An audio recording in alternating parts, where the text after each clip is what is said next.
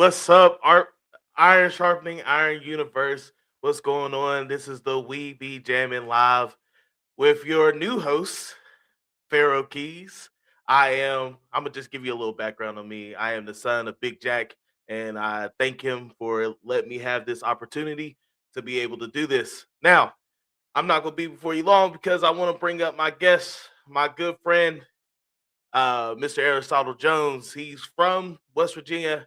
He's an artist who's been blazing the trails for young artists like us, like me, and black artists all around West Virginia. So I wanted him to be my first guest because it's going to be an amazing talk as he gets to tell you about how he integrated all these things that come from West Virginia's history into his music. So, without further ado, let's bring up Mr. Aristotle Jones. What's up? What's going on, man? Hey, I'm happy to be here. Get to hang out with you again. I love it when we're on stage together, so we get a different kind of jam session tonight, right? Yeah, we got a different kind of vibe going on this time, man. And we've had these kinds of talks before, so this is just gonna be like sitting at the bar waiting for our turn to get on stage. That's right. Oh, so just want to say hey to my aunt Nisi that popped up in the chat. Hey, Aunt Nisi, you gonna Hey, Aunt see a Nisi. lot of you gonna see a lot of my family pop in. I'm 'Cause glad. Hey, that's who the they more are. family, the better. Well, thank you for letting me hang out with the fam. Oh yeah, man. Of course, you family too, bro. You family too. Uh, so let's just talk about you real quick, and then we'll play some of your music, and then we'll just keep chatting. So why don't you tell the people who is Aristotle Jones? Well, first of all, I want to say congratulations on this new gig, this new opportunity for you. I'm glad people can see this side of your personality. I'm glad you get a new platform to showcase not only like your music, but music from other artists that you feel are interesting. I think that's a great thing, and you deserve it, man. And I look forward to watching and seeing where you go from this, man. I think it's great. Appreciate you, brother. But who is the Appalachian? Who is Aristotle Jones, or who is the Appalachian Soul Man? Are they one and the Well, same? yeah. Are they one in the same? Who is Aristotle? Who is the Appalachian Soul Man? Well, man, like, I'm Aristotle Jones. We'll start. I mean, that was just a young man who had a dream, and from a very young age, I knew I wanted to entertain. I was curious. I grew up in West Virginia, so it was rural, and I grew up on the side of town that wasn't considered even the hood. So I grew up on the edge of Huntington in like a small part of town called Guyandotte, and even outside of that, it was like there was a flood wall, and then there was like my house. So we was way out there, and we had to catch the bus early, like 5 in the morning, to get to school. And for a lot of years, man, I might be the only black person in the school, or my family would be like the only black family in the school. So like my West Virginia experience, I think when I was younger, was a lot of learning how to pay attention, because there's a lot of survival. I grew up in the 80s and 90s. I went to, I graduated high school in 1998. I'm in my 40s now. So, like at that time, it was before the internet, and things were a little bit different, and people thought about the world a little bit differently. And so, getting by, people didn't always know where everybody was. So, you had to learn how to be independent, and you had to learn how to navigate situations that weren't necessarily going to be supportive of you if you didn't know how to talk to folks. So I became outgoing, and and that through that I also found myself in a lot of situations where people would tell me stories about themselves, or I would have to tell them a story about myself to lighten the mood. And from there, when I got to high school and they integrated the high schools, I definitely had much more backup in the things that I was thinking, because I wasn't part of such a small minority. I was kind of allowed to be in a space, but still they tried to fit me in or fit everybody into just one category, which is like black, and that was being defined by the majority of the folks at the school, because there still was only maybe like 10 or 15%. It wasn't like a huge number of minorities at the school. So, like growing up in West Virginia, a lot of it was kind of trying to find where I fit in, both within kind of like the narrative of West Virginia, like where does me as a young black man fit in the story when I didn't have any black teachers, or I didn't have any a lot of black role models even on the section aside of town I was on. And then two, within the greater scope of like American blackness that I see on TV, which nobody I knew in West Virginia was actually fitting that narrative. It was Yeah. just wasn't happening. You know what I mean? Like it was like we was all country, whether or not we wanted to admit it or not. Yep. And so like a lot of that, what shaped me was when I would go to my grandfather's and my grandmother's farm during the summer, and my granddad was a coal miner and a farmer. So he would get up at 4 a.m. and do coal mining until about 2 or 3 in the afternoon, get off, and then do farming until dark. And I would be there either weeding the garden or watering or helping them, work with the cows or the chickens or the pigs. And I was riding horses and doing all this very, very, very rural America stuff. And that didn't even make sense to my friends back home, because even though they were in like West Virginia in this rural area, they didn't have that countryside of life. But Yeah. also my granddad was a gospel singer, and he would always tell me about when he was younger and when the mines were thriving and there was more black folks in West Virginia, because folks had come up from Alabama to work in the coal mines, and just like he did and my great grandparents did. And he would talk about the times when they would have these gospel quartets and these quartet unions, and they would get together these vocal harmony groups would get together, and they would sing these gospel songs. And he told me about how that I should dress my band and the type of music. And even though he was working so hard as like a coal miner and a farmer, his first love, and he wanted to be musician.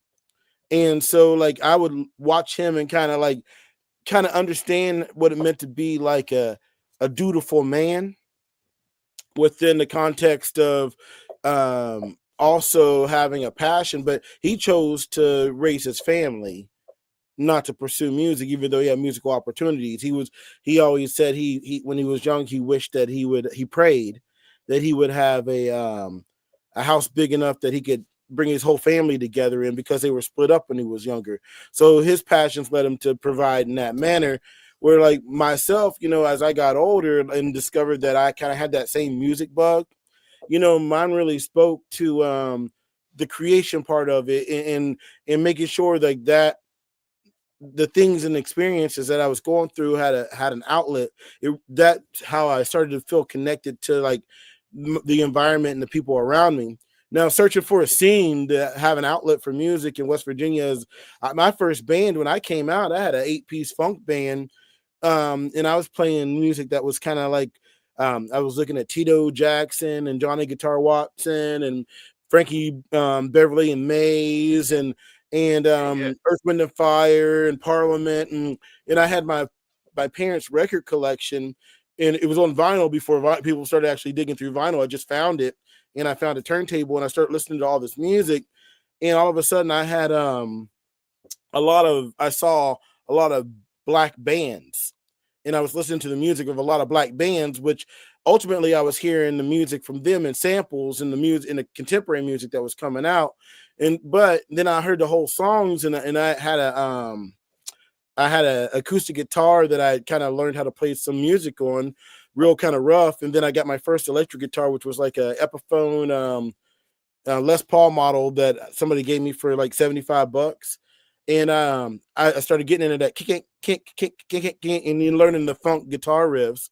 And Yeah. Yeah. from there, like that really kind of like spurred on what I wanted, because I knew I'd heard all these sounds environmentally in the black community, in my section of my black family, and the way that in Appalachia, like in the households, but outside the households, in the streets, I'd only heard like bluegrass and folk and country music, and those were like the free things. And when I grew up, like Garth Brooks was like big, and he was coming through like West Virginia, and the Judds and Reba McEntire was that kind of NASCAR country wave. So I'd hear that on the radio, and on the radio they actually had these disclaimers: no rap, no heavy metal. We're only going to play whatever kind of music what was left. It's funny now that it's nothing like that anyway. Even country music's got Yeah. It's all this. It's all mixed together now. So He does. So I mean, like Aristotle Jones was just like a, or is just like a very curious person who is rooted in family and place and culture, who is someone who seeks to not only understand but create a vocabulary for experiences that maybe are a little bit not mainstream, but not because they wouldn't be mainstream, but more so because it's a smaller slice of the pie. And I think whenever folks like you and I and other musicians in West Virginia, and especially minority musicians in West Virginia, are making authentic music that speaks to our souls, we kind of have to initially admit that, man, maybe there isn't too many people out here that understand all of our experiences. And so what I've been able to do from there, kind of having that rooted nature in my family and my place and my, and kind of like hearing some of these backgrounds and spaces that I wasn't getting environmentally through just kind of my own personal, I won't say research, but curiosity. I learned about some of the older legacy artists that had roots in the hills and hollers, and learned a lot of folks that went on to like LA or went on to like St. Louis or Philadelphia or New York, or they also had roots in rural communities. They came off of farms and fields, and they ended up making it once they got to the bigger cities. Yeah, And yeah, so a lot of times the bigger cities got credit for the creativity that was being founded on the porches and for people that were like me, that were making music that was natural to my soul that nobody around here got, that I was seeing, because either they were learning about music from after hearing it go through like the television and the machine and getting it broadcast back to them, so that our contribution was like removed from it by the time we got it back, or from a bunch of people that didn't really want it in the first place, and I was trying to get them to understand, like on the bluegrass scene or the rock scene or the jam scene, that all of their music was rooted in like literally the music I was making, but it yeah, wasn't yeah. for them. They didn't get the perspective of it. And so I had a hard time finding like a center and a being. And then my granddad, before he passed away about 6 years ago, he'd already kind of started to slip in his mind a little bit. And he had seen me struggling and seen me going out and doing the gigs and going to these honky tonks and going to these little bars and dives and taking any gig I can get and just trying to push forward. And after a while, and his mind even started to loosen up a little bit. But one day he looked at me with a bunch of lucidity and he goes, Aristotle, you know what you're doing. You should just be yourself. And like that was like one of the first people, even including everybody in my family, who had seen like what I was trying to do and got it. Like it wasn't like, oh, why don't you try something else? Why don't you be a teacher? Why don't you? Oh man, we're just so worried that the path that you're choosing is going to be so hard. But because he had gone down the road of being a coal miner and being a farmer and on the spare time singing and raising a family and creating a house and being the only black man in like this area surrounded by farms in this rural county, he had made it through and he saw what I was trying to do. And when he said that, it just clicked in my brain, like, okay, cool. Like what I'm doing is right. Somebody sees it. And Yeah. right about, it was probably about a month before he passed away, I released West Virginia Hills, which is a remake of one of our state songs, and I did it in a style of a doo-wop and soul and blues. I kind of included these more art, these genres that I can accepted a lot more and connected a lot more with, and remade this song in that manner. And I released that song, and I remember playing it for him, and when he was in the hospital, and we got to sing that, and he just smiled and he goes, "Oh, the West Virginia Hills," and he was singing it. He had a stroke, but he connected to my voice and singing it. And I wrote a press release to send out, because I was all gung ho. I was like, man, I'm going now, man. I got me a song. I got in a studio. I got like 20 gigs. I'm gonna go out and I'm going to go and be a musician. And granddad says I can do it, and I can do it. And so I take this press release into the radio station, and the DJ reads down and says, Appalachian Soul Man, Aristotle Jones. And then he stops. And he goes, do people really call you that? Appalachian Soul Man? I said, well, they do now. They And do now. no, and I didn't actually mean for it to be like it's taking it on as a title when I first said it. It was a job. Like, I'm a soul man, a soul singer. Like, I'm a soul man, da, da, da, da, da, right? And I'm from Appalachia, so to me, I'm an Appalachian and a soul man. But because of the way, Yeah, and yeah. I've been singing Appalachian soul music for a long time, and no one really got it. But as soon as I said I'm the Appalachian soul man, all of a sudden that was like the first push on the domino that where people started to get what I was doing, because Yeah. that was enough of a translation.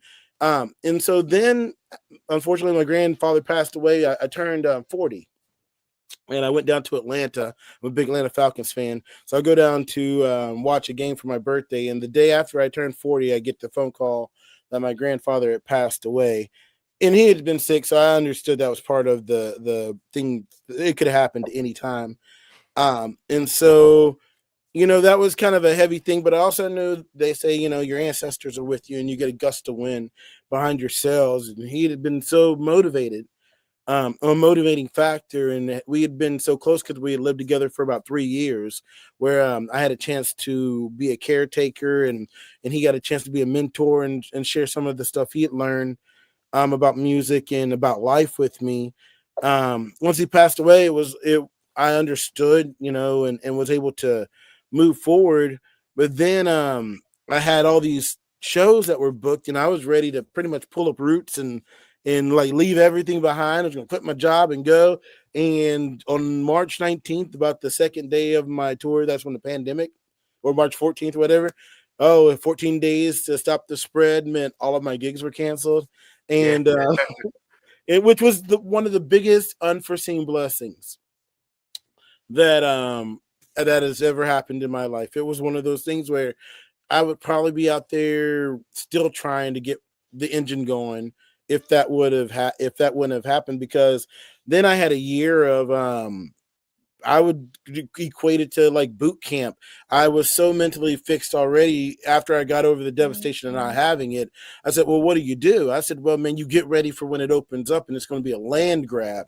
There's nobody else. If you can get ahead of the curve, then you can get really, really far out there and maybe make up some ground for lost time. So I just I Yeah. started mapping everything out, and I wrote what I wanted, and I wrote where I was wanted to go, and I would look for ways to make connections, and I worked out religiously every day. And I would, whenever we were able to go out, I went into the studio and I started finishing, and I would sit in the studio. I had like parts of the album, my album Mountain Dew Up in the Streets of Osage. I had parts of it done, but I didn't have it all done, and I couldn't get any musicians. People wouldn't come out. So I would go down to the studio, and somebody would cancel on me, and I would just like, what can I do? And I would just like do whatever I could get done to get it done. And the engineer Tommy Bailey, who drums with another band in West Virginia called Fletcher's Grove, and Megan Jean's Secret Family, he was the engineer, and we were over at the studio, and he's just up there just like, man, I don't know what this guy's doing. You know what I mean? Like, he just comes over here and he keeps giving me money, and he says like he's going to work on this album. And every time he would talk to me, I'm like, man, this is going to be something. I got to get this done. I know that this is going to get me somewhere.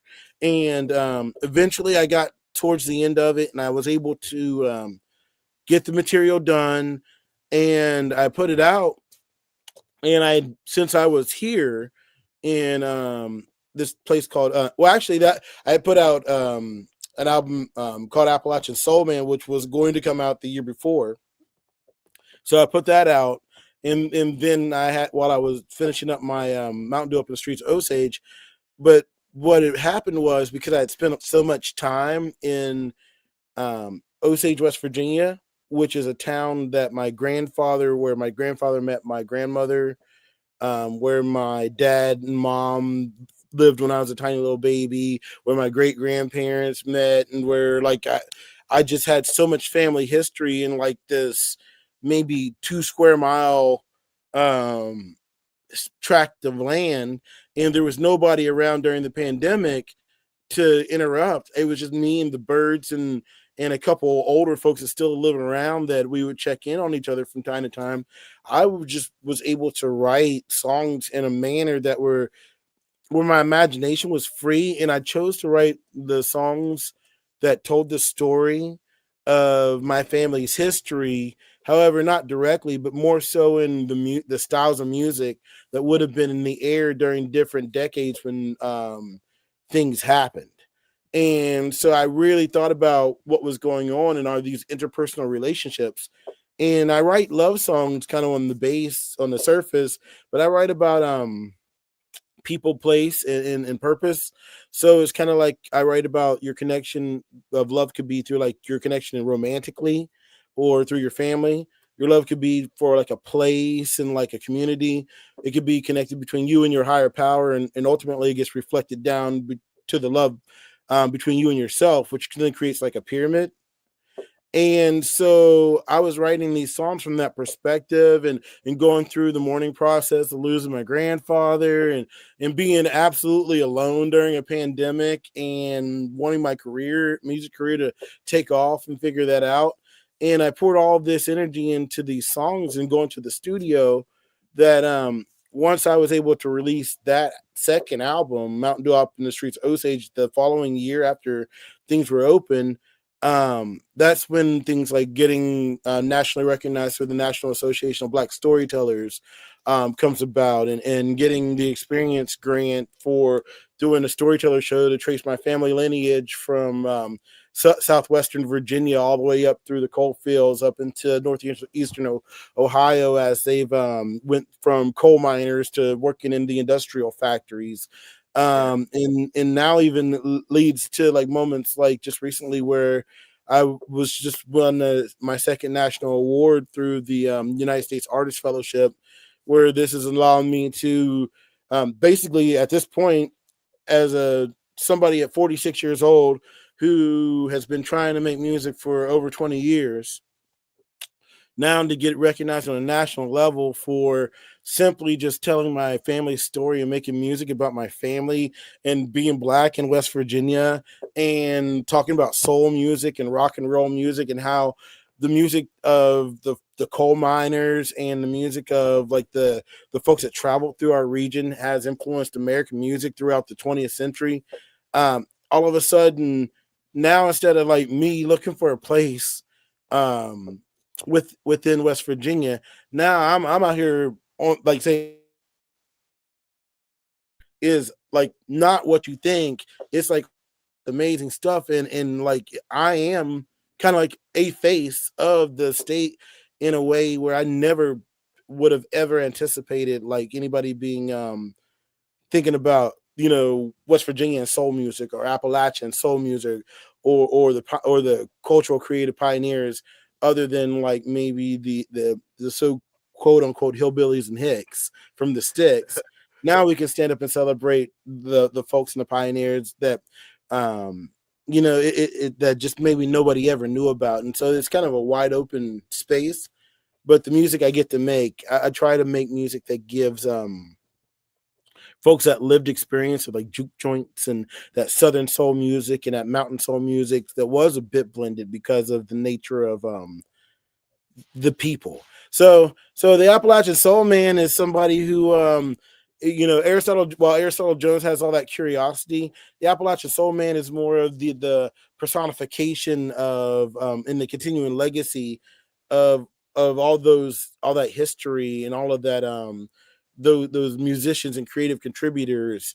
It's like, hey, well, here's an entry level or a portal for you to discover a wealth of American history that maybe got glossed over in your textbooks. But I tell you what, once you find out, you're going to love it.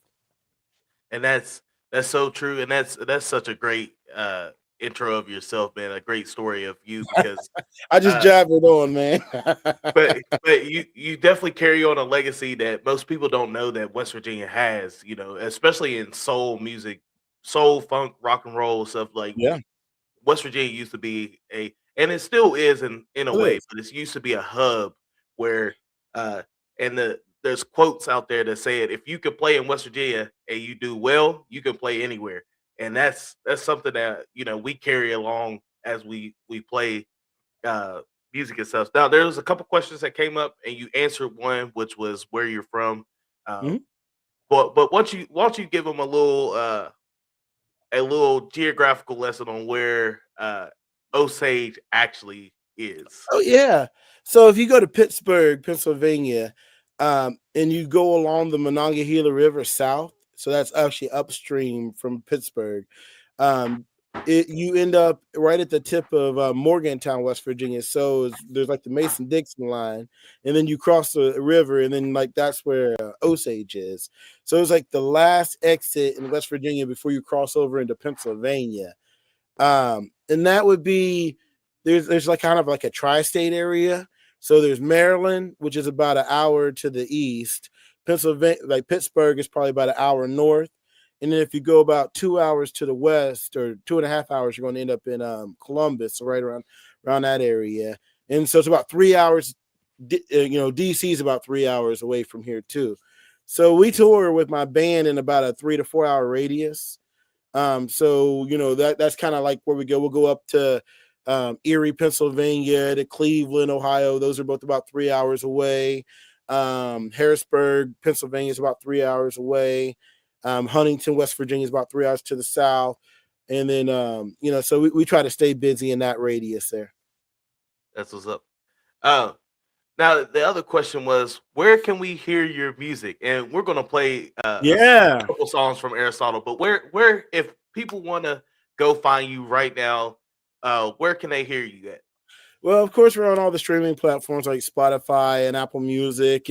But if you want to find out and see really cool videos all in one place, go to AristotleJones.com. We got tons of videos, links to all the music. It's real easy to kind of start there and then figure out where you want to go beyond that. Like if you have your own favorite like streaming platforms, please put me on your playlist.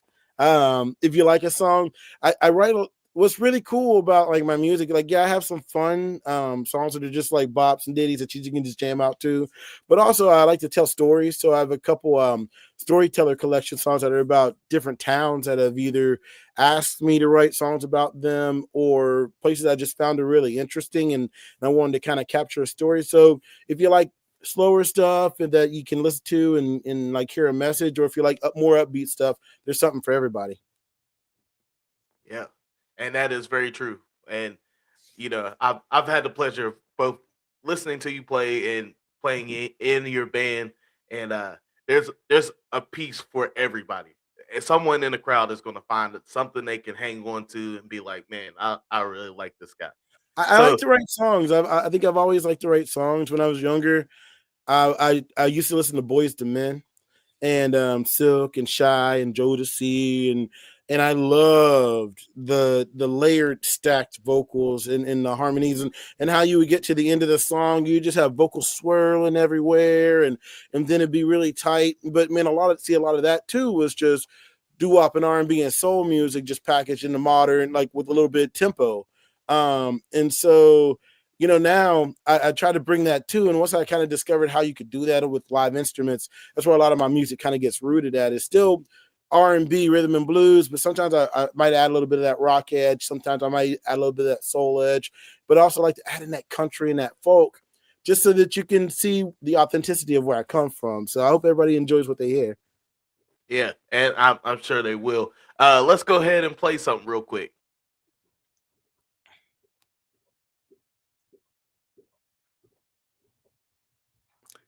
This was good.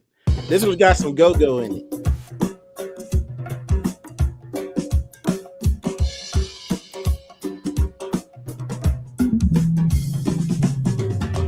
What you think about that? Oh, yeah. What you think about that? What you think about that? Oh, yeah. What you think about that? Say, I'm gonna give you what you want. What you think about that? And I'm gonna give you what you need. What you think about that?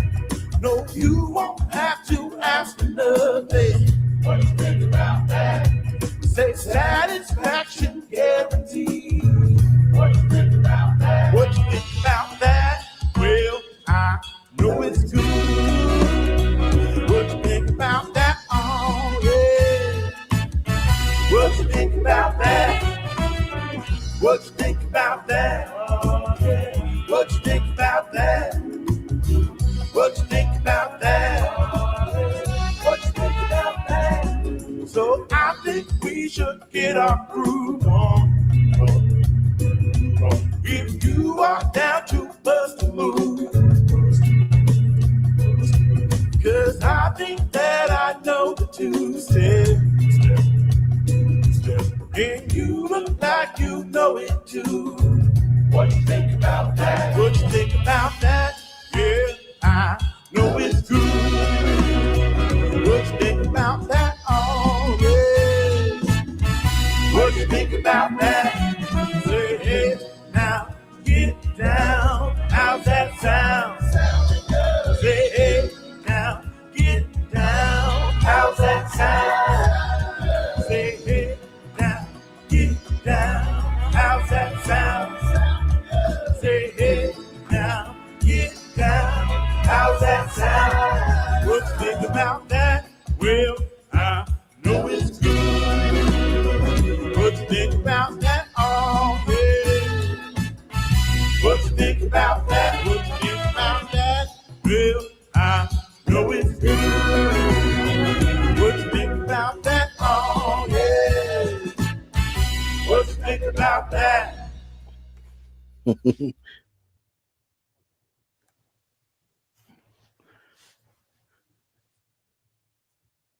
All right. Yeah. Think about that. What'd you think Yeah. about that?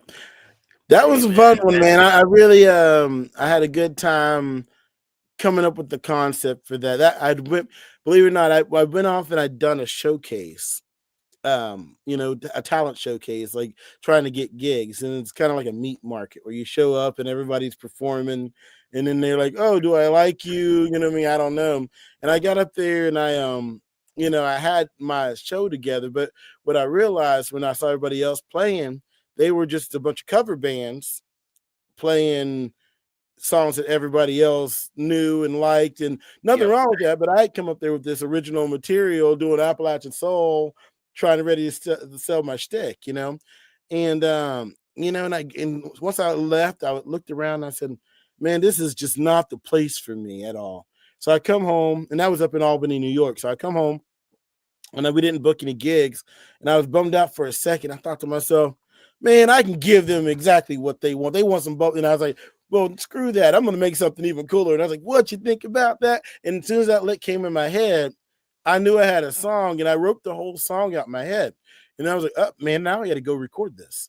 And so I called my buddy Bo McMillian up, and he was playing keys. And I said, why don't you come up and help me do a song? And we just played the whole day and kind of came up with that lick. And what I wanted to do with it sonically is I wanted to combine a couple of my loves very early in listening to music. One was like when I grew up, my cousins moved to Washington, D.C. area, and they would always come home and to meet at my grandparents' house, and they would bring tapes, and it would be go-go music, and like it would be awesome. And we listened like the Chuck Brown band, and we listened to all this amazing, and it'd just be taped off the radio. And so like I was like, man, I'm just fascinated with this. And we were down in Charleston. Here, hold on there real quick. We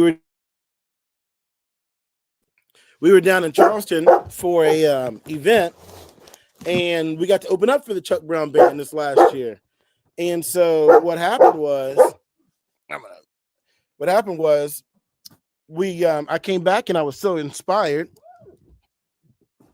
that I was just like, I'm gonna write this song, release this song, and get it out there. And so what you think about that just kind of blends a lot of the early gospel work songs I'd been listening to with the go-go sounds I grew up with listening to the 80s, because I realized like a lot of folks in West Virginia had that same experience and grew up listening and hearing this music to the point where I'm at Multifest last summer and the whole place was jamming. And you was down there, you was playing with us when we opened up for the Chuck Brown band. Wasn't it an amazing night, man, seeing all that go-go music right in downtown Charleston, West Virginia? and I realized that it was part of the West Virginia experience for a lot of Black folks growing up here, was like this sound. And so I wanted to include that in some of my music, and then I wanted to blend that with a little bit of early Black gospel music, and I wanted to write it using words that I heard people just say real colloquially at like gas stations and stuff like that. So like, what you think about that? And like, I'm gonna give you what you want. Oh yeah, groove, and all that stuff. So it's just a real fun song to play and record.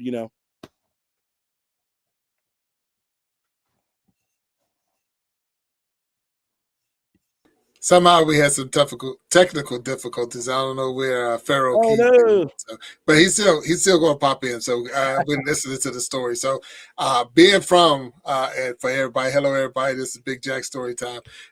So we're always in the back watching, and I'm having a wonderful time listening to you, Aristotle. So Thanks. let's keep it going.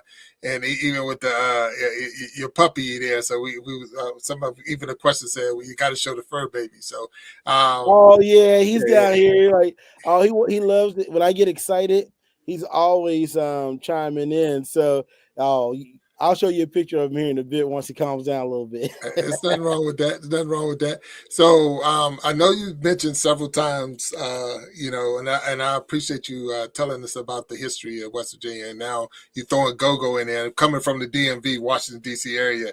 So that go-go is how we I grew got up. my people's in Rockville, Maryland. So we would go there and hang out, and then I got some people down there at Silver Spring, right. All of that, man. So that was part of where folks left when they left out of West Virginia.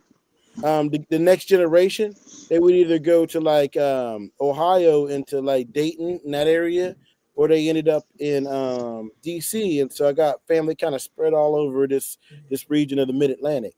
Which is good though, because sometimes wherever you go, you'll know at least you got family there. Somebody's That's gonna right, be there support. Yeah, so that's a good thing. And I see Pharaoh's back. I ain't want to hog. I know sometimes we have to jump in, and you wouldn't have known that he fell off the screen. So, I was going to throw one thing out there as you was talking, and I watched the video, which is awesome. I like the song. So. How did you get your band together? How did your band come together? If you can explain that for me? And I don't want to take anything else from you, Pharaoh. I'm gonna fall off the screen, but just tell us, how did you put your band together? Well, this lineup that I've had, we've been playing for about 3 or 4 years after the pandemic. Like I was telling Pharaoh, it was good to be going soon because I got kind of a good choice of musicians in the area. And unfortunately, like being in a smaller town, a lot of times you don't get to play with people. You got to find them wherever you can find them. So as I was traveling and I meet somebody that was cool and got what I was doing, I would say, all right, come along. And so I had a vision for a big band, but I needed to find the right people that could pull it off because you need to know a lot of different genres. So our horn section is called the world famous Appalachian Horn Dogs. And the saxophone player, he's actually a producer. So we go into a studio and he's the one that tracks all of our music out now. And we and it's been great. So like the Horn Dogs, the name, why they have a name is like when you have a soul band, all of the good soul bands, like coming from like Stax Records and Motown, their horn sections always had a name. And so as soon as I came up, I was like, man, my horn section's got to have a name too. And so we created a whole little mascot for them. And there's a mythology about the world famous Appalachian Horn Dogs. Like if you hear them howling, then you know it's a sign of a good time. You got to go out and check them out, play them. But I really tried to rely on the types of sounds that I heard on those records. So, you have your piano and your guitars and your horns and your percussion. And I found some of the best players that I knew around that could come to do it. So you saw in that video, Megan Paulette. She's a wonderful singer and piano player out of Pittsburgh, Pennsylvania. You saw David Haley was on drums. He's been playing with me for about 10 years. Chris Volpini, he was playing bass there. He's out of the Wheeling area. And, oh, man, he's great. He has a wonderful taste on the rhythm section. Then you had the 3 horn players. We had Philip Wilfong. He's out of Eleanor, West Virginia. We like to call him Philly Willie. You got CJ Wren, and then Drew Herder, and they're both of those guys were at all three of them were at WVU, West Virginia University, and so I met CJ Wren, the saxophone player, first, and then he had three buddies, and it was like this instant camaraderie that brought the energy to the band. And funny story is, I'm self-taught. I learned how to play by listening to records and figuring out songs with tab. And so to play with like a larger group so that we could all communicate, CJ had gone in and charted out all of my music on these lead sheets, like actual music written out for my songs. So he comes to practice and he has all of my music written out on like sheet music. And I'm just like, yo, what in the world is this, man? I can't even read this stuff. And so, like, since I've been playing with the band, I've definitely, it's great because what's nice about playing music is good game recognizes game, and the music is just a way to communicate the idea. But if you can communicate it, players want to play good music. And so since we've been playing together, they've been helping me, even at this point in my career, to learn how to utilize that tool of writing sheet music and distributing it out. So now when I tour around, I fall in the footsteps of like Ray Charles or Otis Redding. I might show up in a town and then find a horn section there instead of traveling with the guys in the band, just because that's the way you do it. And so you got to learn from the folks that was in the game beforehand. So Jaron sat in with me on keys many times. And I send you the music. I send you the sheets. I tell you to know it when you get there, right? Yeah. Oh yeah. And he does. I'll be flying out of my pants sometimes, but it's always fun. Oh, it's good. So hopefully you get to show what we're playing out again. But putting together a band, it's been a journey for me to find the right players. But I tell you what, man, it's been fun, and you only get better when you play with people that are better than you. And I've been able to find a lot of players that have allowed me the space to grow too. And your band is solid. I mean, they are some players. You walk into the room with these cats, and it's the who's who. If they're on stage, they're gonna rock the house. It's always a good time. I make a move, like our horn section. They dance, so that's almost a part of the show too, where like I'm doing my thing and I'm moving around and doing like the Chuck Berry moves and like doing the old school rock guys, and then you turn around and the horn section, they'll be doing their little moves and twirling and jumping up and down. And sometimes I'm looking at the audience. I'm like, yo, I'm over here, man. But it's a fun show. We do a lot of call and response. We try to the idea is to blow the roof off the venue. No matter what, it doesn't even matter if the venue doesn't have a roof. I want to get the energy in the room. I want to get everybody on the same page, and we're going to try to literally just blow the roof off the venue and get folks to forget whatever they came there with in their mind, and when they're leaving, they almost don't want to leave because they're having so much fun. Because they made friends. They feel safe in the space, and to me, I think back to those juke joints, the barn parties, the field parties, that part of growing up in rural communities where you might have to you got to hang out with who's there. You can't be snotty. You can't be uppity. If you ain't gonna get along with everybody, you're gonna be sitting at home by yourself. And so that's the vibe. I'm like, hey, we're here. We all came to have a good time, and I ain't never had a good time having a bad time. So come on, get down with me. Get that. All right. Hey, look, I'm liking that right now, and I'm gonna jump off. I'm gonna get off. It was definitely cool hanging with you, Aristotle, in this brief moment. PharaohKeys. Before I pop out of here, we gotta pay our sponsors. Okay, we gotta get back to our sponsors. So let me pop this quick commercial, and I know you got a video queued up. So right after this, I'll be off the stage. Our commercial will come on, and we'll have Aristotle Jones come back, host it. We Be Jammin live by PharaohKeys. So let me pop this up here. And looking to elevate your everyday glam? Meet Pink Babe Cosmetics, where bold beauty meets conscious living. Pink Babe Cosmetics is a beauty and lifestyle brand delivering high-quality makeup and stylish merch made to last. Every product is 100% vegan and cruelty-free, created with care for you and the planet. From everyday wear to special moments, Pink Babe Cosmetics offers durable, long-lasting formulas you can trust. Beauty that looks good, feels good, and performs effortlessly. Unleash your confidence. Own your glow. Shop now at www.pinkbabecosmetics.com. All right. All right. Pink Babe Cosmetics. I like All right. that it So, was vegan and cruelty free. yeah. You know, That's nice. that's the only way to go now. You I know. know. I mean, that made me feel like I'm in a good place to talk about Appalachian soul music. Yeah, you sure are, man.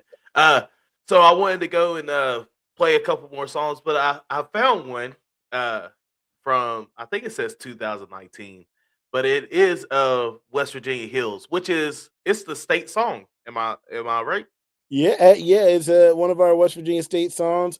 I think Country Roads they adopted that as our official state song, but we have several other ones. And this one was originally written in 1885 by a woman from Glenville, West Virginia. And my version doesn't sound anything like the original version. So maybe one day there'll be a movement to like get mine in there too. Yeah, I always say like this should be the official state song. Now, It's fun. the video I found has it has you in it. It's from Studio 3 here in Huntington. So that means that I'm going to be playing keys on it. Yeah, So, that you was a know, good day, man. Hey, Corduroy Brown, he was back before he was blowing up. He was working there, and he had set up this interview for us to come on there and perform. Yeah, and I just released a song, and I was so proud. yeah. I still am. And like you said, like the chords, he sent me the song, he sent me what key it was, and he was like, "Yeah, just meet me down here whenever, and we go lay this down." So The funny thing is, the guitar player in the video, he wasn't even there to play with us. He was there to do his own song, and I was like, yeah, "Hey, you're gonna play with us now." He goes, and I played it for him like right then. yeah, And then that's we were in the lobby. That's when I played it for him, and he was like, "I don't know if I can do that. That's got some." I was like, "You got it, man. Come on." yeah. So I'm gonna pull that up. Here's West Virginia Hills.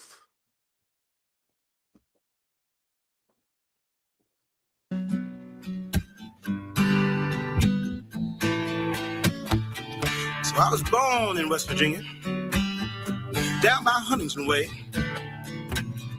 In the summertime, on the banks of the Ohio River, that's where I play. So when my mama looked for me when those street lights came on, she looked down towards the water, or up towards the sky. Here's why. Oh, the West Virginia hills, majestic in the rain, with the summer's bathing rain, I can pray for his name. Is there anyone to stay on my heart ran to visions as the stand was full with my loved ones in those West Virginia hills? Over the hills, over the hills, beautiful hills, over the hills, over the hills, oh, those West Virginia hills. It was so I won't still I put my hand on you. Stay with my love. West Virginia hills.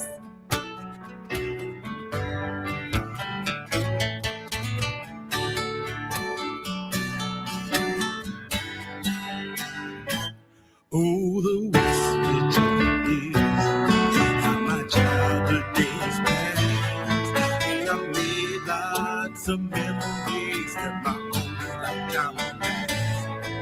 The art was bright, guided by another skin, as a stand was full with my love.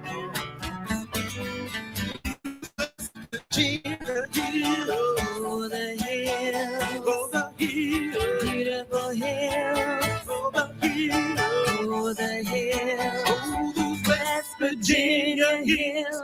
People say I won't, said I pick my hand on you. There's a stain with my love. In those West Virginia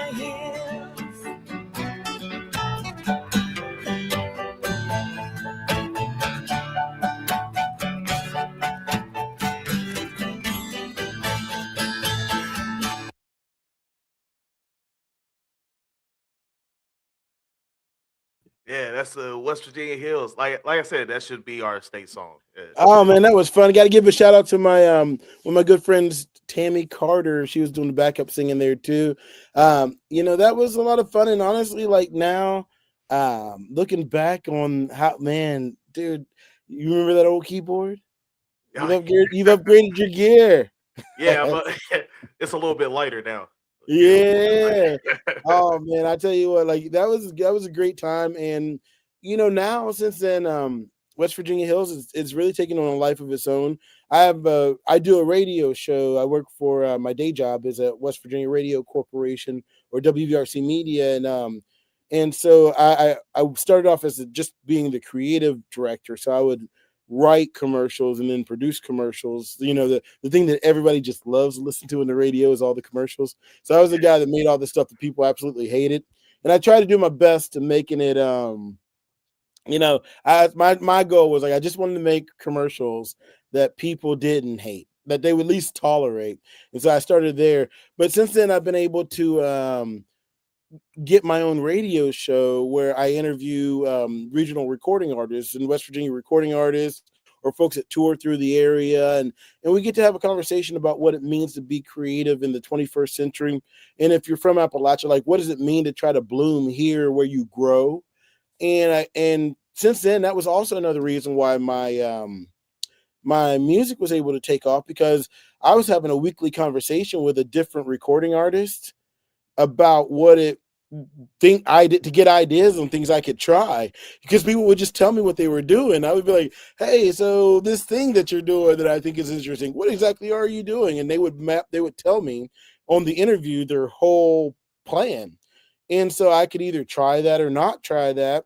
But in that, I didn't just do it for me. The way I felt about it is trying to get the creative scene going again in West Virginia after it was completely shut down. Here was a resource that any musician could listen to, where we were all sharing our ideas. Because I was making it, I just happened to be hyper focused on it.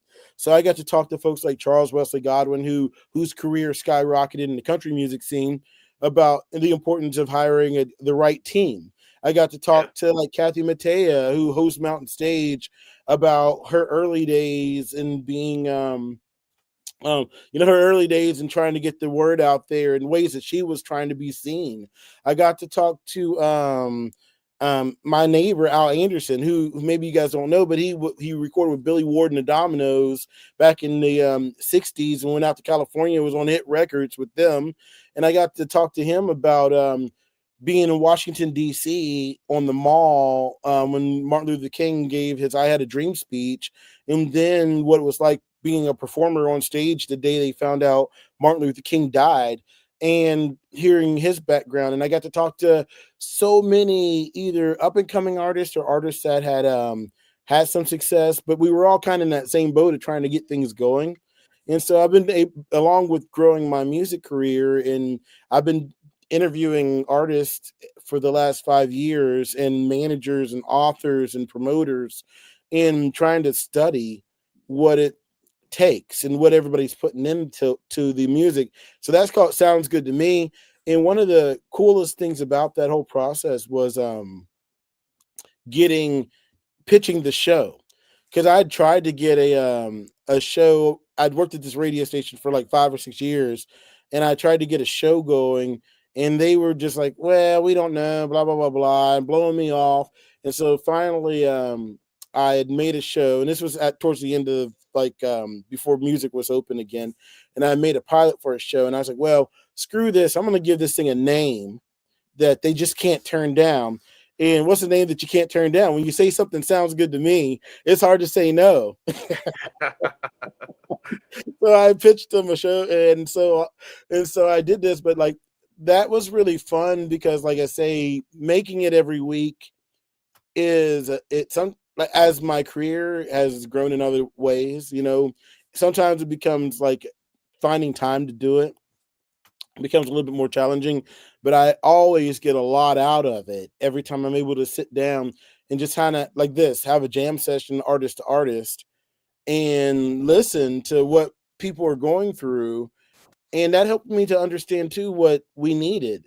And I say we need to build the scene that we want. I took it from Gandhi, and I just made it smaller. Gandhi says, be the change that you want to see in the world. And Michael Jackson, if you want to make the world a better place, then look at yourself and make a change. For me, I just say it locally on what I know I can do. That's just one step beyond myself. Was I can be part of building a scene that I want to be part of. I can be that part of the scene that I wanted to be a part of. I could uplift other artists and create opportunities. And I came up with a philosophy of just put love into the world. Eventually you might actually just run into some of your own love along the way. Yeah. And so that was my perspective. I was like, I'm going to do things that create opportunities for other people, and along the way maybe that'll create more opportunities for me. So when I quit talking, once I learned to be myself, I got to quit talking about myself so much. I just got to be. And so then I got to start talking to people, and it became when I started sharing their stories through my eyes and what I saw beautiful about the other people around me. And I got to share that perspective of how I learned how to appreciate what made us different. That started to give the vocabulary to listeners and other artists that we had conversation with, and organizations and nonprofits, to let their guard down and start to tell their story. At least, now, I can't say I took all the credit for it, but it became a cascading event where all of a sudden you could see more and more creative folks coming out, just raw and engaged and connected. And I mean, people that you would see comedians partnering up with musicians, and you would see professional wrestling groups partnering up with theatrical groups, and you see literary folks partnering up with just whoever you could get in there to create more of a cohesive creative art scene in this rural community that could even go town to town, not just within each small individual scene. Now, the West Virginia scene has media. We have media outlets like Born and Bred, who we've worked with before, who covers, on a literary aspect, covers the music scene and promotes artists. There's my radio show. You're doing a radio show. Corduroy Brown just got onto a radio show where we're using our media chops, our Yep. secondary media chops, to hype the homies. Yeah. And when you hype the homies, you know what I mean? Like, then you're talking about something, you're excited about it. That opens up the world to the listeners and creates vocabulary and portals for new listeners to come in.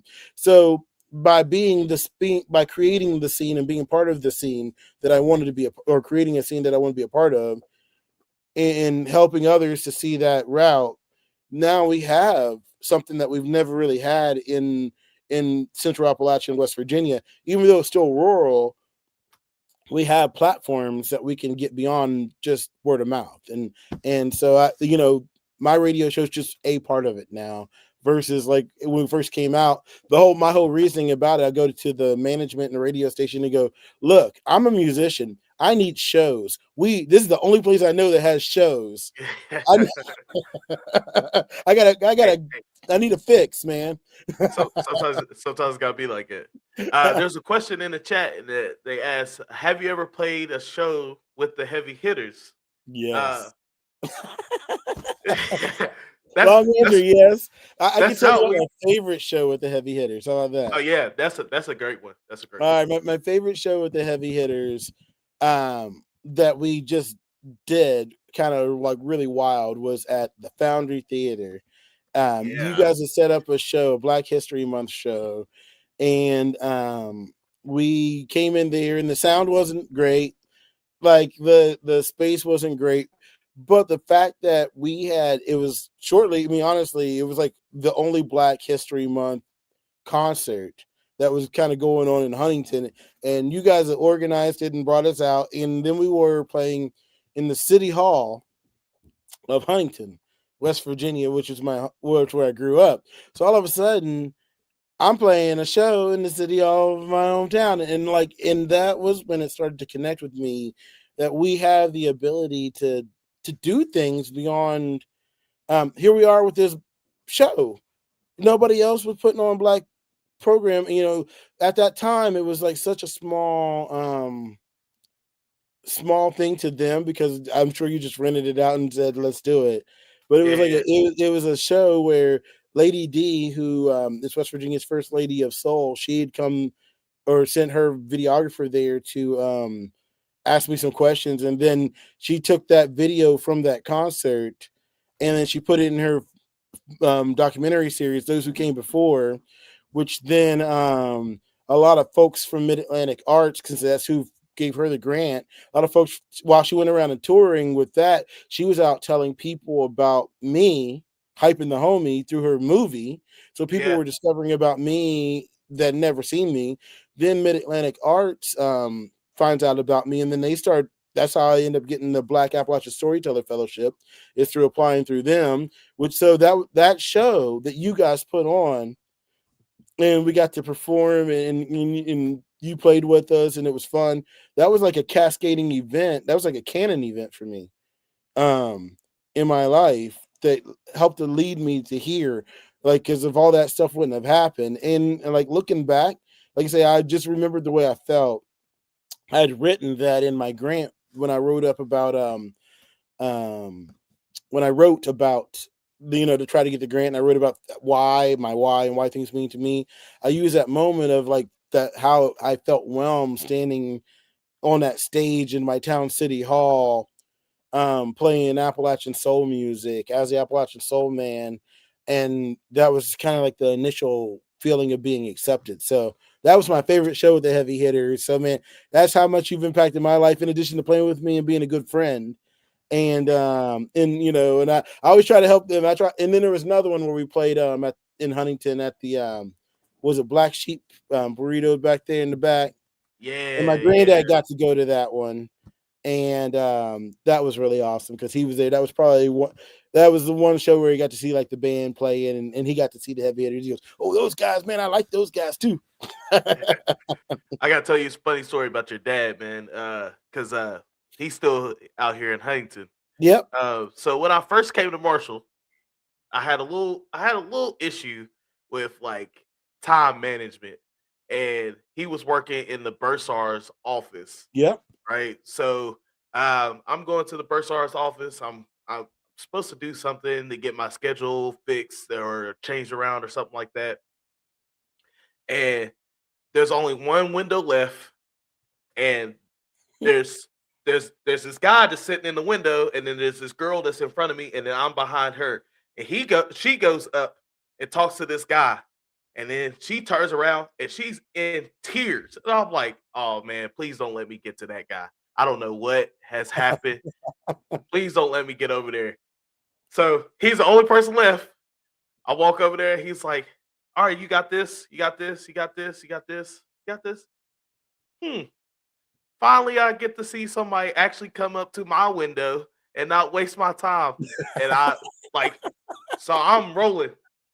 Um, I was like, so is that why she was crying? It's like, yeah, she forgot to get A, B, and C, and I had to send her Mhm. away, and it's the last day, so now she's got to run around and try to get it done, and this, that, and the other.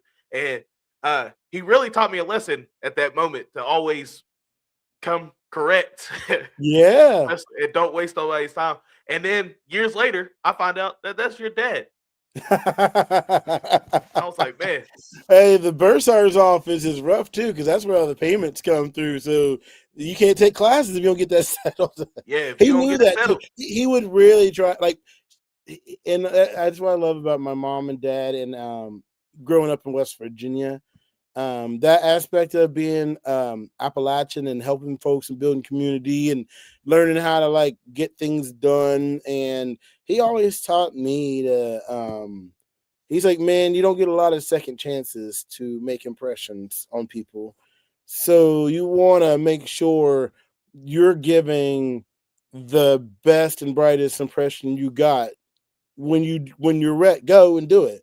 And he said, don't go until you're ready, but when you do, go. Don't halfway do it. And I think that's part of why I perform how I do. That's part, because of course a lot of about how to perform I learned from my grandfather, but like that work ethic that you get instilled on a daily basis from um, watching my parents grow up, and my dad, I don't think he ever really made too much until he started working for Marshall. He was a salesperson, and he would have to drive into like he would sell supplies for a coal mining supply company. So he would have to drive into rural, very, very rural West Virginia and sell coal into these coal mine supplies where nobody looked like him, where people would tell him, don't go up that holler because that's the that's the head of the KKK up there. Literally has a story about that where he had to try to sell insurance to the Grand Wizard of the KKK. And he tells me the story. I'm like, well, what did you do? And he was like, I told him when they expired and I tried to upgrade his policy. And I'm just like, he was doing his job, but just for us to survive, he did that kind of stuff. So that work ethic and that commitment to your family, that's something that like my grandfather had, my great grandfather had, and even my father had in his own way. So when he was working at Marshall, he would really try to go above and beyond to let the students know, because like ultimately he didn't graduate from college until he went back to school at Marshall. And whenever I went to school the first time, I didn't graduate. And so that was one of those things that hung on my neck. And I think he also understood that. And he really, really pushed me to graduate. And so to go back, so I went back, got my degree, and it wasn't until he had got a job later on in his life that he went back and graduated. And that's when he started working in the Bursar's office. And he was trying to kind of tell you from a personal level, hey, be ready to get this done when you start. Don't waste anybody's time. I always went to him. It was easy. Once you had everything else done, he was like, all right, cool, let's go. Yep. Go ahead, do what you gotta do. And that was from that moment on, I was and Four Bills, your bass player, Alex Four Bills. So my mom knew him from the cafeteria. My dad worked in the financial aid office, and my mom worked in the cafeteria. So like all of these students at Marshall were either going to my parents for money or food. So I'm like, what are you talking about, man? You probably got more money and food than I got growing up. Come on. Yeah, that's so true. So Big Jack said he had a video to play. Big Jack, I'm gonna bring you on so you can pull it up, okay?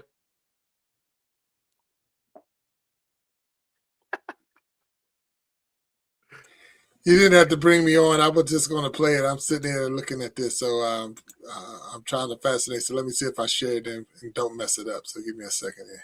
Well, it's always good to see you, man. You trying to stay way behind the cameras today. All right, 100%. Yeah, I don't want to take too much. All right, so you know what this one is? Yeah. Oh, yeah. So sage. All right, so I'm going to drop this one for y'all, and we're going to rock it out. Here we go.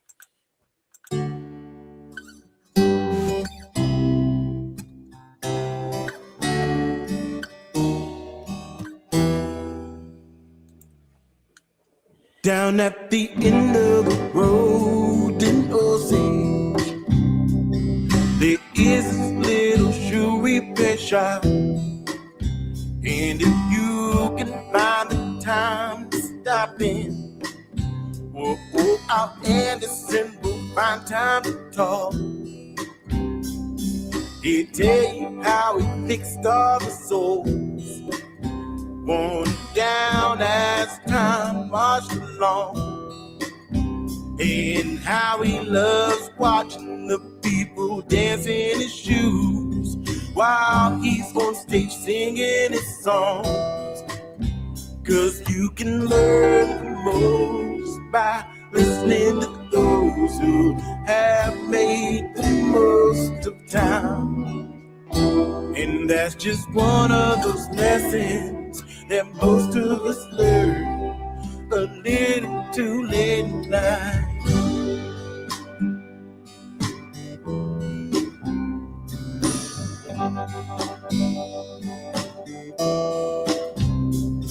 He told me how the town started from nothing, just a bunch of poor folks who built tougher than the time. And then the first lady came and took some good folks away, and some were trapped under the number 3 mile. Oh, 'cause you can learn the most from the mistakes of those who had the future stolen by time. And that's just one of those lessons that most of us learn a little too late in life. It's the history that wasn't written down. They pass it on to us. These are our stories now. They died in them hills and worked on the ground with a living legacy of this forgotten town.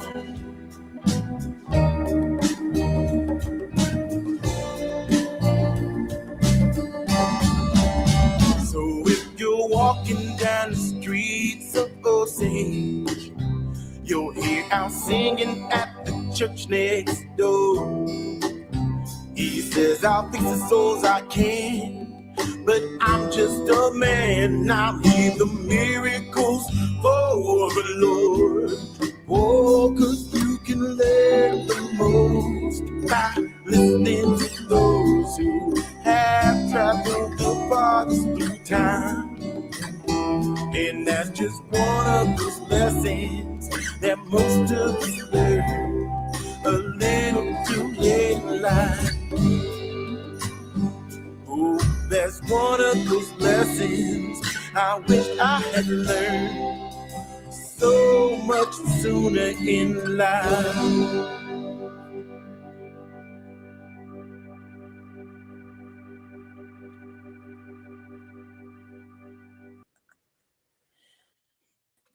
Wow. Yeah, that's nice. That's nice. Oh man, like sometimes, like after you put something out, you don't hear it for a while, and we play it all the time. But it's great seeing the video. Each year we do a street fair to honor. It's kind of a homecoming for a lot of the families of the coal miners that maybe they moved away, but they grew up here, and it's great to see folks come back and share. And that video was real fun because we kind of had to get up early before the street fair and shoot the video, and like there was a lot of behind the scenes, like me setting people, like the whole scene. But I had to actually, like, it's weird because sometimes you want to have something happen and you have to like be a good person to do it. And like, so I couldn't fake it. I had to like go to the committee meetings. I had to like do this whole help planning the street fair because I had this vision for a video in my mind, and it was such a blessing that everybody cooperated in the town, and they were on board with making it all happen. And then when we got it done, I remember playing it for Al and showing him, the older man in the video. I played it for him and showed him the video, and we were sitting in the museum, the local town museum, and man, he was just so proud. And now when people watch it, we get a lot of comments from people all over the world who either spent time in Osage or know Al. And literally Al's music career, like here locally, has just like taken off again. Like he wasn't getting any gigs or anything, and all he's like out. He had a gig earlier today just down the street. There's a whole music festival that's devoted to like his kind of music, and they came and found him. And he does more gigs than me probably. Like he's so busy now. He had a big reputation. People it was just stopped because of the pandemic. So then they saw him in the video, and they just started booking him. And he was doing surprise and like surprise drop-ins. And then finally somebody was like, you need to tell Al to slow down. He's 89 years old. I was like, I will not do that. This man knows what he's doing. Yeah, that's what's up. Man. It's amazing because I mean a lot of towns, and again, Pharaoh, I'm not taking over. I'm just I've seen the video back there. So, but a lot of towns don't have their own song. They don't have the memories that's going in there, and like I say, incorporating real people from the town. You didn't bring in actors and all to act like that. They did. These are real people that can take pride in their song. So that's amazing. So congratulations to you, and even the spark that you gave back to, like you say, Al, and how his music was able to, it was already there, but then you rekindled and hit that flame again. So now it's taking off at 89 years old. That's totally amazing. So and you saw the group of the folks with the green T-shirts there. We that's our Osage Gospel and Soul Community Choir, and Al and I, we both basically we had an idea one right when I first moved in the area that we wanted to have like a jam session and get some other musicians to come and play with us. Well, we couldn't figure out a day to do it when all the other musicians either weren't resting or weren't gigging. So we're like, well, man, what are we going to do? And I said, well, I'll get this. I like to sing. You like to sing. Let's just see who wants to come sing with us, and we'll sing for fun. So we get together on the last Monday of every month, and it's just choir in the like as a verb. You just get together with a group of people, and we've been teaching them this R&B and doo-wop and gospel and soul songs, and they get a kick out of it. We talk about the history of what was going on then, and we're passing the traditions on from those older generations. Like my granddad, who was he'd be about 10 years older than Al. So Al would have watched him sing and then been learning from him. And so then Al tells me stories about my granddad from the perspective of somebody who saw my granddad, not from like the first person perspective. And then I take that material and I try to internalize it, and then we share it with a whole new generation. And so this end of town it was a lot of those immigrant families that mixed and mingled because of they didn't have a lot of money and the work was hard in the coal mines, that created this unique blended sound that was a little bit of the bluegrass, a little bit of the gospel, a little bit of the R&B, doo-wop, and folk, and a lot of the black music from the South and the work songs and the percussion, and it all blended together in melting pots like this area. And folks like Al Anderson would have been around, like he's like a living witness of that. So I kind of get a testimonial about what was going on.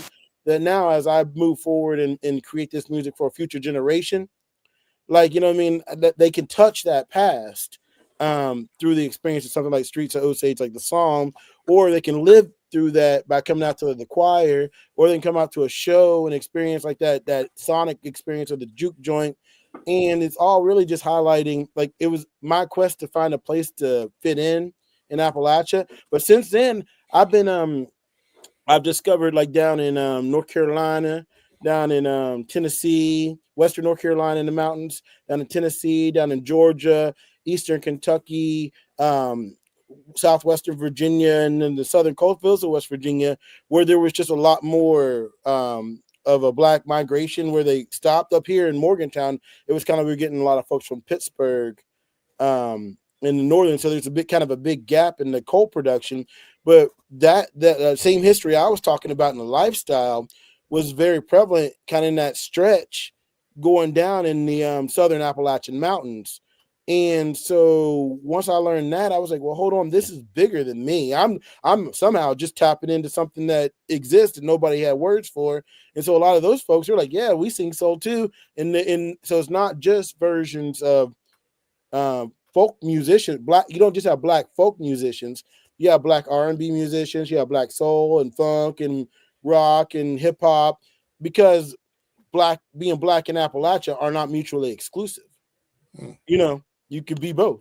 And so that is kind of where the lane is. And because nobody has told this story, or I don't say nobody's told it, but because, like, sometimes the portal to learn about it can be intellectual.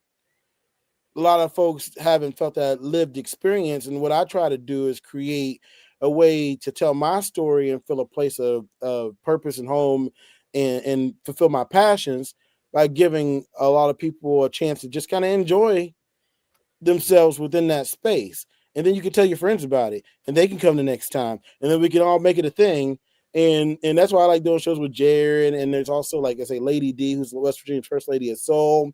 There's some amazing R&B, and anywhere from new R&B to old school funk to bluegrass and rock artists in Charleston area that are making some great music. There's some folks in the Eastern Panhandle, West Virginia, that are making these great Black American music inspired sounds. Then it's coming out of right here in Central Appalachia, where there's only a 3% Black population. So it's unique in that respect, where it's like, it's easy to overlook this, but there's been so many prevalent thought leaders that have come out of West Virginia, like Booker T. Washington, like Carter G. Woodson. So the founder of Black History Month, and the the study of Black history was from West Virginia. You know, you have the founder of the Tuskegee Institute was from West Virginia. You have Lewis Henry Gates, or Skip Gates, who's on PBS doing Find My Roots, and is a Harvard professor and met with Barack Obama at the White House, and he's from West Virginia. And those, Bill Withers. You have Johnny John, who wrote "Lean on Me," who they sing in all around the world, and it's on it was in textbooks. You have Johnny Johnson, who played piano with Chuck Berry and was there in the invention of rock and roll, and was the original Johnny B. Good, and he's from Fairmont, West Virginia. So all of a sudden, I have not only like the people that I saw in my general vicinity, I have actual contributors to American culture that were all in my neck of the woods having similar experiences just like me. And because I could identify with that, now I can go along and tell people those stories and be a West Virginia with a pride and sense where I didn't have to adopt somebody else's story. I can live within my own space, and that gave me the space to bloom where I grow. And I hope it opens up doors for other artists to find their way too. Look, Pharaoh, again, I'm not trying to step in. I'm like, wow, I'm amazed at I know this I'm talking a lot, man. No, I'm amazed at everything you said. And look, and it's funny because a lot of people, only when they think of West Virginia, they thinking of Country Roads, a song that's not even from West Virginia or even written from something. It's like, but they think Country Roads take me home to a place I belong, West Virginia, and that's all they think, 100%. But right. You're dropping some real knowledge and real, these are real people that have real contributions to a lot of stuff that we're going through that we see now. That it was, years and years and years ago. And so I appreciate that. I really do. I don't want to keep popping in and out of the screen, but I know we have already crossed over the hour mark. Absolutely. I know. I will keep on going all night. So I understand you know when to push the brakes. I'm sure people are like, okay, that's a lot. Just go to AristotleJones.com, and there's a lot of links to history. And the upcoming projects that'll come out, you'll get a big dose of ways that you can find out more about all of these amazing artists that I'm learning from. And like I said, it's not just the past; it's the present, and in the future that we're really looking towards. And by celebrating those individuals within not only my art form, but in the way that we carry ourselves as Appalachians and West Virginians and as Black Americans, that'll give us some of the keys that we need to move forward, just like PharaohKeys right there, man. Yeah. Look, so we do have your website in the chat. So anybody that's out there that's watching, and people that's going to watch this show on the replay, definitely make sure to go to AristotleJones.com so you can learn more about him. I got my man PharaohKeys, the host of the We Be Jammin live show, and he did a wonderful job today. I got to do this, and I'm not taking over, but we're going to end this show. I want to say thank you to everybody who has been watching and hanging out with us in the chat today from YouTube, Facebook, Twitch, and we're going to be making cuts and putting this in Instagram. I already said I don't do TikTok anymore, but anybody that does TikTok, you can go ahead and send those clicks over there to them. But regardless of all of that, we thank you, Aristotle Jones, for being a guest on the Iron Sharpening Iron Universe and the We Be Jammin live show. PharaohKeys, we can't go without the what they call it, the house band playing at least a song. So the house band got to play a song. So we got to let them roll out, because the house band for this is the heavy hitters. So the heavy hitters is the house band. Much respect. So we got to give them their one couple of minute clip of their song. And then PharaohKeys is going to hit that end button. And but Aristotle, we're going to ask you to hang over. Don't leave, please, once we close it out. I got to hear the heavy hitters sing their song, man. We're going to hit the heavy hitters, hit their song. Pharaoh, you're going to hit that end button. And then we'll be talking to you later. Tune in tomorrow because we got the, which one is it? Either the Coach's Corner at 2 o'clock Mountain Time, and then the Iron Sharpening Iron Show, 7 p.m. Eastern Time. So tune in tomorrow on the Iron Sharpening Iron Universe. We got 2 wonderful shows and some great guests coming in. I'm already saying they're saying great show out there, and the people are going there. So that's pretty cool. So thank you again, Aristotle. Pharaoh, I'm gonna hit this button and get y'all banned, but you're gonna hit the end button. All right. All right. So have fun, man. This is awesome. Thank you. I'm a little drunk right now, but you would never know it. I'm a little drunk right now, but you would never know it. I'm a little messed up, or whatever you call it. I had your number saved and I thought, well, shoot, I might as well call it. You probably still will. What's the name? Yeah, sure, of course you are. See, I don't care. I met a fine girl at the bar. Woman you will ever be. I think her name was Rena. Way too much tequila, was it? Or Serena, but anyway, I'm doing good. Great. Oh, by the way, your favorite band is gonna be in town, and I'm the whole day you play. And I know you gotta take it right up close there to the stage. You hear about cancellation, just a sip your Tanqueray. But you ain't ask who's opening up, but we're headlining is what they say. And now we're here standing face to face, screaming, I'm a little drunk right now. You would never know it.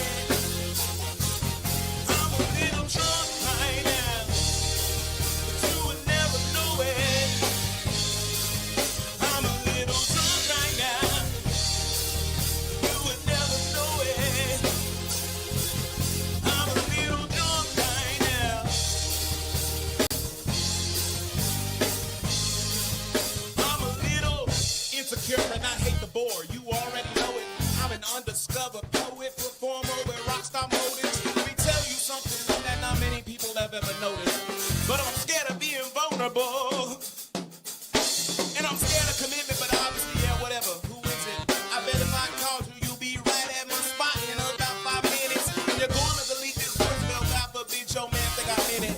I'll say this slowly when I get up in it, but I'm a little drunk right now. You would never know it. I'm a little drunk right now, but you would never know it. I'm a little drunk right now. Oh, I'm a little drunk right now.